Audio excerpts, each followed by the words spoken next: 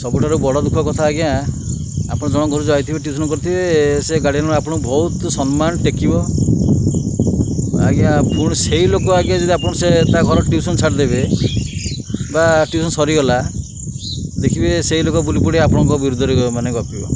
तेणु से आज्ञा बहुत माने दुख लगे शुणिले तेणु ये सब दुख करवा भाविक किसी लाभ ना तेणु आम आम कर्मपत्र मैंने आगे जावा जी बा पचर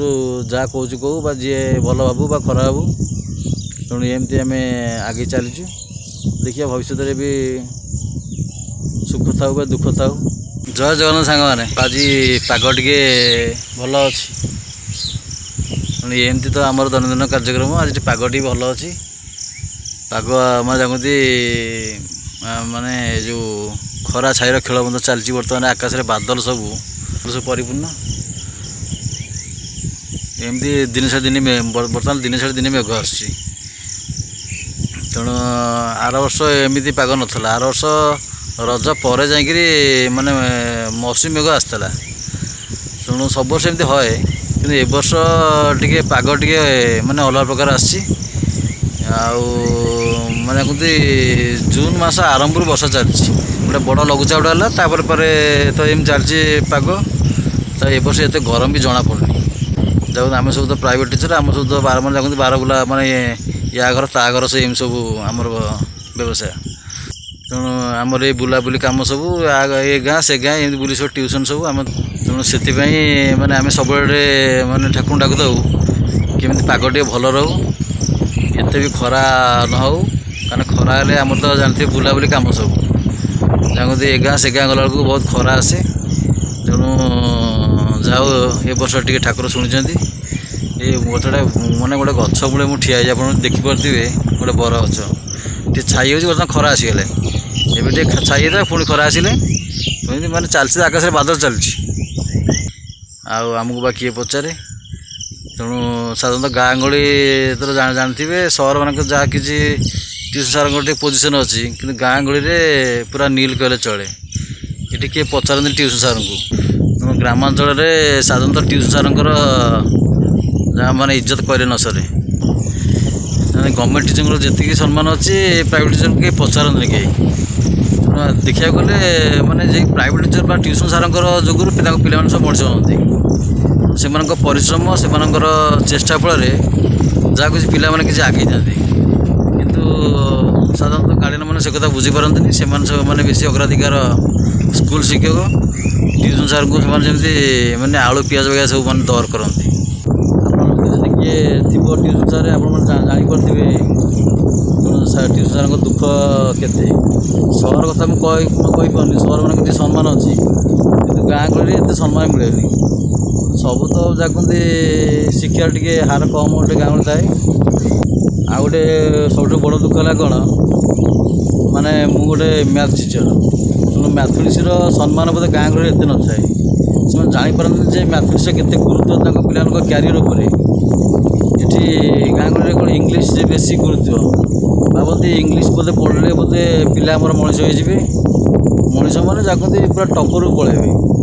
कि जापारती इंग्लीश गोटे लांगुएज इंग्लीश किसी भैल्यू ना तेणु मैथमेटिक्स साइंस उपर गाँ गहली एत गुरुत्व न थाए जहाँफल मैथ टीचर मैंने बहुत हईराण होती तेणु कौन करिया जहाँ तो आम प्रोफेशन को बाछि नहीं सम्मान मिलू बा न मिलू दी पैसा आमर मान पेट पे नाट तेणु खरा वर्षा शीत काकर जगती ट्यूशन सार मैंने गार्डियन घर भी आसती जगती पिला प्रति जहाँ भी परिश्रम करस पुरले माने दुख कह लगुच जे मास सारा पिला मान को बुझेब